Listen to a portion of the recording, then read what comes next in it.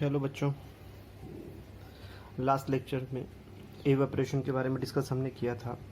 क्या होता है इवेपोरेशन?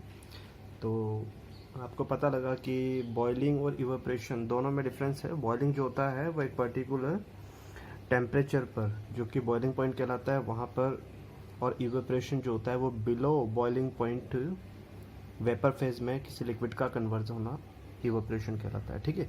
अब इवेपोरेशन जो होता है वो किन किन फैक्टर्स पर अफेक्ट करता है, यानी कि कब कब चीज़ें जो है वो फास्ट इवेपोरेट हो सकती है, मतलब कोई भी लिक्विड हुआ वो फास्ट इवेपोरेट हो सकता है या स्लो इवेपोरेशन होगा। उसके लिए कुछ फैक्टर्स होते हैं, जिनमें से आपका एक टेम्परेचर होता है सबसे बड़ा फैक्टर, उसके अलावा सरफेस एरिया उसका एक फैक्टर होता है। उसी तरीके से ह्यूमिडिटी जो होती है, ठीक है ना, एयर के अंदर, उस पर भी इवेपोरेशन डिपेंड करता है। और इसी तरीके से एक विंड स्पीड जो होती है, जो तेज़ हवाएं जो चलना होता है, वो भी फैक्टर जो होता है इवेपोरेशन को अफेक्ट करता है। तो ये कुछ 3-4 जो पॉइंट्स हैं, वो इवेपोरेशन रेट जो होती है उसको अफेक्ट करती है, स्लो होना है या फास्ट होना है। ठीक है। तो इनमें से कुछ केसेस जो होते हैं वो डायरेक्टली प्रोपोर्शनल होते हैं, यानी कि जितना ज़्यादा वो वैल्यू होगा उतना ही ज़्यादा इवेपोरेशन होगा। इसी तरीके से एक फैक्टर इसमें है ह्यूमिडिटी वाला, जो कि इन्वर्सली प्रोपोर्शनल होता है। ठीक है। तो यहाँ पर जो है वो फैक्टर्स कौन कौन से अफेक्ट कर रहे हैं इवेपोरेशन रेट को, ठीक है ना। फैक्टर अफेक्टिंग इवेपोरेशन रेट या रेट ऑफ इवेपोरेशन, उसके बारे में हम बात कर रहे हैं। तो यहाँ पर जो है कुछ तो जो होंगे वो डायरेक्टली प्रोपोर्शनल होंगे, जैसे कि फर्स्ट जो मैंने आपको बताया, एक सरफेस एरिया। सरफेस एरिया में क्या होता है कि जैसे मान लीजिए आपने 1 लीटर ये दोनों कंटेनर हैं। एक कंटेनर जो देख लीजिए आप, इसका सरफेस एरिया कम है, जबकि दूसरे कंटेनर का सरफेस एरिया ज़्यादा है। ठीक है। तो यहाँ पर आपने दोनों ही केस में 1 लीटर वाटर आपने लिया है। अब देखिए इवेपोरेशन रेट जो होती है, मैंने बोला कि इवेपोरेशन प्रोसेस जो होता है वो सनलाइट की प्रेजेंस में होता है, यानी कि एटमॉस्फेरिक जो हीट होती है उसको एब्जॉर्ब करते हुए मॉलिक्यूल के बीच में जो भी अट्रैक्शन वीक होना होता है और उसमें कन्वर्जन होना होता है, वो प्रोसेस लग जाता है। जैसे यहाँ पर आप देखिए 1 लीटर वाटर है, लेकिन सरफेस एरिया देखिए, कंपेयर करें दोनों में, तो यहाँ पर कम मॉलिक्यूल जो हैं वो क्या होंगे, एटमॉस्फेरिक हीट के कांटेक्ट में आएंगे, जबकि यहाँ कंपैरेटिवली ज़्यादा मॉलिक्यूल जो होंगे वो एटमॉस्फेरिक हीट के कांटेक्ट में आएंगे, जिसकी वजह से यहाँ पर जो कन्वर्जन है लिक्विड टू वेपर फेज वो ज़्यादा होगा, और यहाँ पर जो कन्वर्जन है वो कम होगा। यहाँ क्या हो जाएगा, एक लेयर जाएगी, नेक्स्ट लेयर कांटेक्ट में आएगी, नेक्स्ट लेयर कांटेक्ट में आएगी, नेक्स्ट लेयर कांटेक्ट में आएगी एटमॉस्फेरिक हीट के यानी सनलाइट के। यहाँ पर भी वैसा ही होगा। तो यहाँ पर जो है जो फेज हैं, यानी कि जो सरफेसेस हैं वो कंपैरेटिवली क्या होंगे, कम होंगे, इसलिए यहाँ पर इवेपोरेशन क्या होगा, जल्दी, यानी कि ये जो कंटेनर है इसके अंदर जो वाटर है वो जल्दी इवेपोरेट हो जाएगा कंपेयर टू दिस। ठीक है। तो पहला फैक्टर यहाँ क्या हुआ कि जो इवेपोरेशन है वो डायरेक्टली प्रोपोर्शनल हुआ किसके, सरफेस एरिया के। ज़्यादा सरफेस एरिया ज़्यादा इवेपोरेशन, इसीलिए एक क्वेश्चन भी बनता है। ठीक है ना, बाद में क्वेश्चन आंसर डिस्कस हम करेंगे, क्वेश्चन बनता है, वो क्वेश्चंस वगैरह जो है वो सारे लास्ट में हम डिस्कस करेंगे। ठीक है ना, इन्हीं बेसिस पर। चलिए नेक्स्ट अगर हम बात करें तो टेम्परेचर इफेक्ट आ जाता है। यहाँ पर देखिए, आपने देखा होगा समर्स में और विंटर्स में जो टेम्परेचर होता है एटमॉस्फेरिक, वो क्या होता है, डिफ़र करता है। तो किस सीज़न में ज़्यादा फास्ट इवेपोरेशन होगा या कम होगा वो हम देख सकते हैं। हमें पता है कि कंटेनर दोनों हमने यहाँ पर सेम लिए हैं, वाटर अमाउंट भी सेम है, 1 लीटर, ठीक है ना, सेम कंटेनर दोनों लिया है वो हमने, किसी का सरफेस एरिया डिफर नहीं कर रहा है, बराबर सरफेस एरिया दोनों का है। लेकिन एक केस में फास्ट इवेपोरेशन बताया हुआ है, दूसरे में स्लो। क्यों है, क्योंकि यहाँ पर देखिए ये जो केस मैंने लिया है वो समर टाइम में लिया है, और दूसरा केस जो है विंटर टाइम में लिया है। अब आपको पता है समर टाइम में टेम्परेचर ज़्यादा होता है कंपैरेटिवली विंटर टाइम, यहाँ लो टेम्परेचर होता है।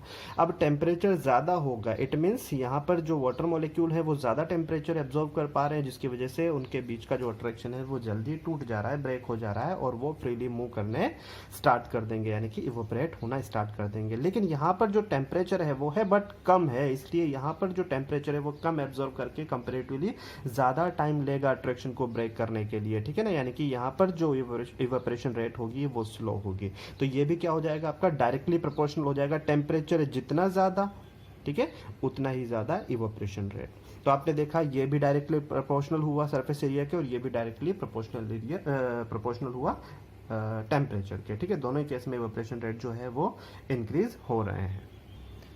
इसी तरीके से तीसरा जो इफेक्ट हो जाता है वो ह्यूमिडिटी हो जाता है। ह्यूमिडिटी का मतलब आप लोगों को पता होता है बच्चों कि जो अपना एनवायरनमेंट होता है, ठीक है ना, उसके अंदर जो एयर है उस एयर में प्रेजेंट वाटर वेपर है ना, यहाँ पर वाटर वेपर, एयर के अंदर प्रेजेंट वाटर वेपर जो होती है उसी को आप क्या बोलते हैं, ह्यूमिडिटी होती है। और आपको ये भी पता है कि अलग अलग सीजन में ह्यूमिडिटी अमाउंट जो होता है, वाटर वेपर अमाउंट जो होता है, कॉन्सेंट्रेशन, वो अलग अलग हुआ करता है, ठीक है ना। जैसे कि अभी हम बात करें जो अपना समर सीजन होता है उसमें टेम्परेचर बहुत ज़्यादा होता है, इसलिए वहाँ पर इवेपरेशन भी ज़्यादा होगा। इवेपरेशन ज़्यादा होता है तो उसकी वजह से जो वाटर मॉलिक्यूल जो इवेपरेट हुए हैं वो एयर के अंदर मिक्सअप हो जाते हैं, इसलिए जो समर्स हैं उनमें उसमें काफ़ी ज़्यादा ह्यूमिडिटी होती है। लेकिन अगर हम बात करें रेनी सीजन में, तो रेनी सीजन में वाटर मॉलिक्यूल्स का काफ़ी ज़्यादा डिफ्यूज़ हो जाना, एयर में मिक्स हो जाना, ठीक है ना, वो रेनी सीजन में ह्यूमिडिटी मैक्सिमम कर देता है, ठीक है। तो याद रखिए ह्यूमिडिटी मैक्सिमम जो होती है वो किस में होती है, रेनी सीजन में होती है, जबकि मिनिमम जो होती है वो विंटर सीजन में होती है, क्योंकि टेम्परेचर इफेक्ट की वजह से इवेपोरेशन कम होता है, एयर में वाटर वेपर्स की कॉन्सेंट्रेशन जो होती है वो कम हुआ करती है। तो ह्यूमिडिटी भी अफेक्ट करता है इवेपोरेशन को, क्योंकि जो एयर हुआ करती है एनवायरनमेंट में, उस एयर का एक फिक्स कह दें कि हम अमाउंट, वो डेफिनेट अमाउंट जो है वो अपने पास रख सकता है। फिक्स कॉन्सेंट्रेशन होता है ना, लॉ ऑफ कांस्टेंट प्रोपोर्शन, यानी कि फिक्स प्रोपोर्शन हो जाना। तो एक गिवन टेम्परेचर पर, एक फिक्स टेम्परेचर पर एक लिमिटेड डेफिनेट अमाउंट जो होता है एयर अपने पास होल्ड करके रख सकता है वाटर वेपर का, ठीक है। तो उसी हिसाब से अलग अलग जो सीजन्स हैं उसके अंदर एयर में जो डेफिनेट अमाउंट है वो चेंज हो जाता है और ह्यूमिडिटी भी वेरी कर जाती है। लेकिन यहाँ पर हमारा इवेपोरेशन रेट को ह्यूमिडिटी से अगर हम रिलेट करें तो यहाँ इन्वर्सली प्रोपोर्शनल होगा। क्यों होगा भाई, वो इसलिए क्योंकि हमने बता दिया कि डिफिनेट अमाउंट होता है एयर के अंदर। उस हिसाब से अगर मैं बात करूं रेनी सीजन की, तो रेनी सीजन में ह्यूमिडिटी बहुत ज़्यादा होती है, यानी कि एयर के अंदर ऑलरेडी वाटर मॉलिक्यूल काफ़ी अमाउंट में प्रेजेंट है।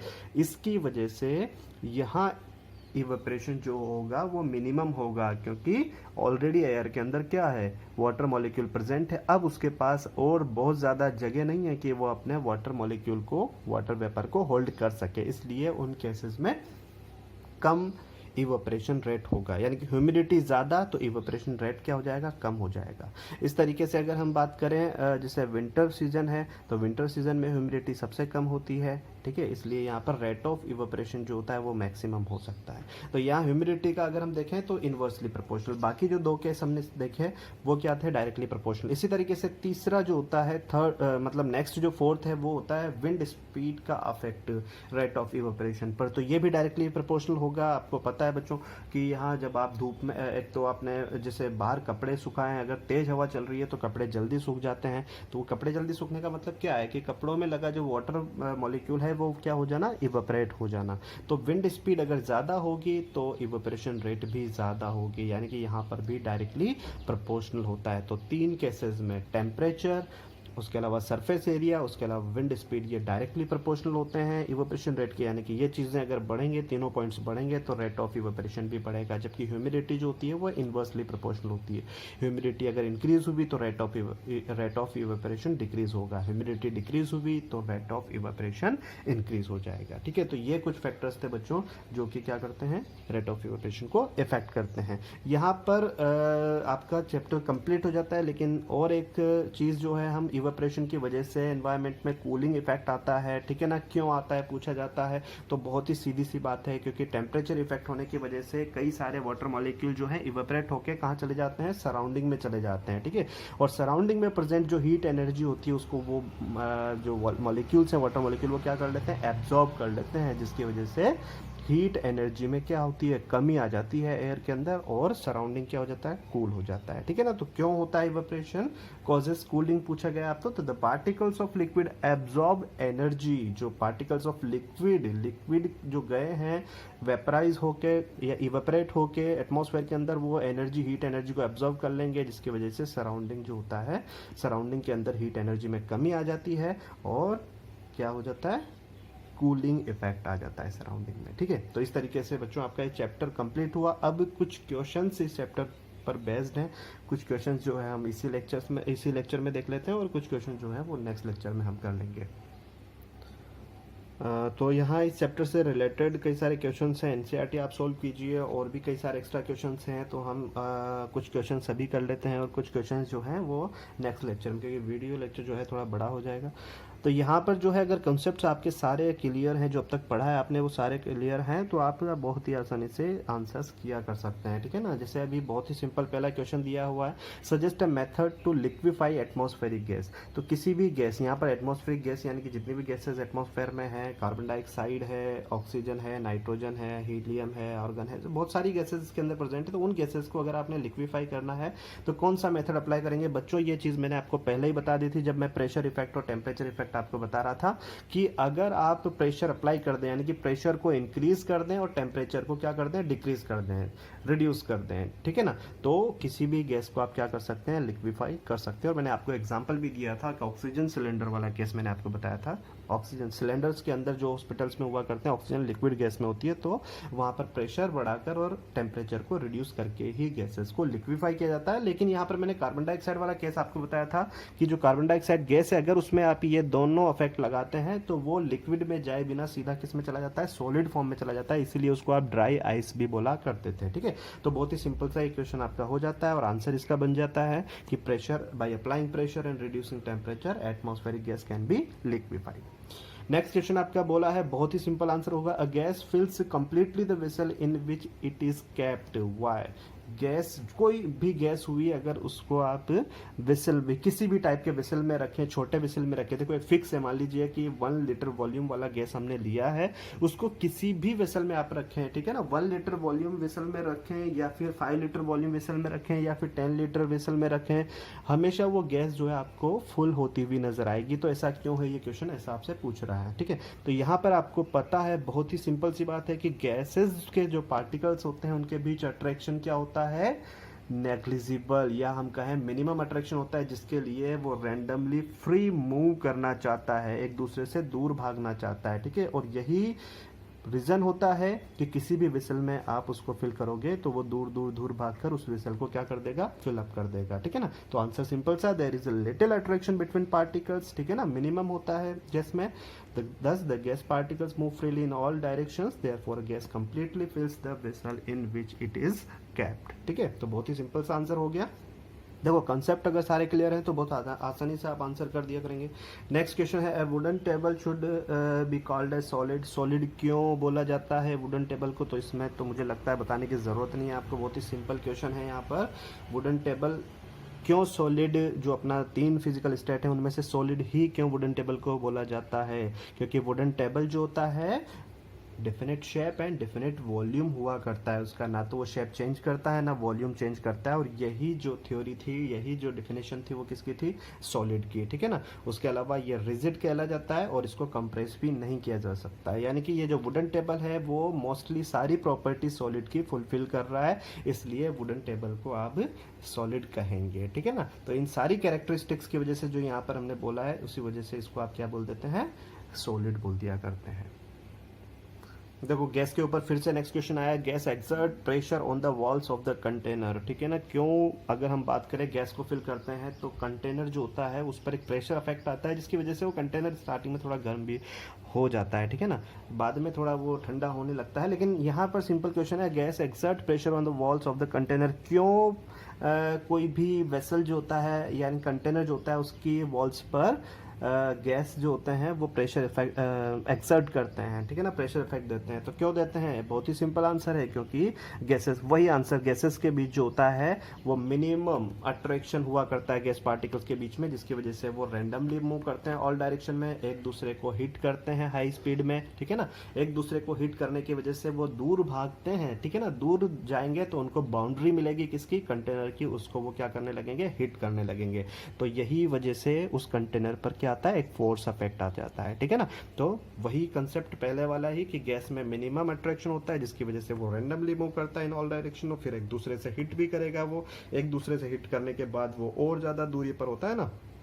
अगर मान लीजिए 2 बॉल्स को अगर एक दूसरे से हिट कराएंगे तो वो हिट करने के बाद दूर भागनी है, उसी तरीके से ये पार्टिकल्स भी दूर जाएंगे और जाने के बाद बाउंड्रीज से, कंटेनर की बाउंड्रीज से हिट करेंगे, ठीक है ना। तो आप कह सकते हैं कि गैस पार्टिकल्स होते हैं वो वॉल्स पर प्रेशर एक्सर्ट करते हैं, ठीक है। इसी तरीके से नेक्स्ट क्वेश्चन आपका है कि we can easily move our hand in air but to do the same throw a solid block of wood we need a karate expert. देखो हम आसानी से हवा में हाथ घुमा सकते हैं, ठीक है ना, लेकिन एक ईंट का मतलब ईंट हुआ, पत्थर हुआ या वुडन टेबल हुआ, किसी भी चीज़ को हिट करने के लिए कोई भी चीज़ आसान नहीं है, ठीक है ना। यहाँ बोला है we need a karate expert की ज़रूरत हमें यहाँ पर पड़ती है। तो क्यों है ऐसा भाई? क्योंकि एयर, बहुत ही सिंपल, एयर जो होते हैं उनके पार्टिकल्स के बीच में स्पेसेस बहुत ज़्यादा होते हैं, अट्रैक्शन कम होता है, इसलिए वहाँ से जब आप हाथ को घुमाओगे तो उन पार्टिकल्स को वो दूर कर देगा, दूर करते हुए अपना हाथ जो होता है वो एक से दूसरे एंड तक चला जाएगा। लेकिन दूसरी तरफ हम बात करें वुड, जो भी आपने लिया है, सॉलिड लिया है, ठीक है ना, वुडन टेबल लिया है या वुडन ब्लॉक लिया है, उसके लिए क्या देखेंगे हम कि वहाँ पर जो अट्रैक्शन होता है वो मैक्सिमम होता है, जिसकी वजह से वहाँ पर स्पेसेस क्या होते हैं, बहुत कम होते हैं।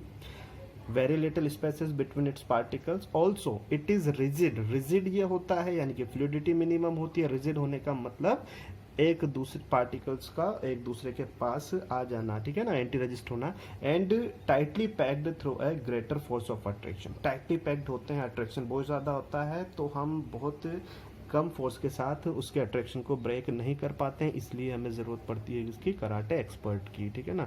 तो उसको भी काफ़ी ज़्यादा फोर्स लगाना होता है, तब जाके ये अट्रैक्शन क्या होता है, ब्रेक होता है। तो आसानी से एयर में आपने हाथ घुमा दिया, बट वुडन ब्लॉक के लिए आपको फोर्स की ज़रूरत पड़ी, वो फोर्स दिया कराटे एक्सपर्ट ने, ठीक है ना। तो यहाँ पर मेन चीज़ जो आती है वो अट्रैक्शन आता है और स्पेसेस के बारे में बातचीत आ जाती है। नेक्स्ट है diver is able to cut through water is a swimming pool, which property of matter does this observation show. इसमें कुछ ज़्यादा कहने की ज़रूरत नहीं है। स्विमिंग पूल में cut through water in a swimming pool, तो इसका मतलब क्या हो जाता है यहाँ पर कि जो कोई भी मैटर होता है वो किससे मिलकर बना होता है, पार्टिकल्स, स्मॉल टेनी पार्टिकल से मिलकर बना होता है। तो ये तो सिंपल आंसर है, इसमें कुछ एक्सप्लेन करने जैसा है नहीं।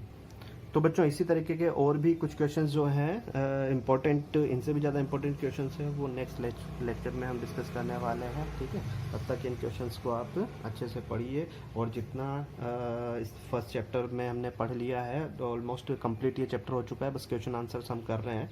तो पूरा चैप्टर और कंसेप्ट को अच्छे से समझ लीजिए, और अगर कोई भी डाउट है किसी भी टॉपिक में या जो अभी तक क्वेश्चंस किए हैं उनके अंदर, तो आप कमेंट्स में पूछ सकते हैं, ठीक है।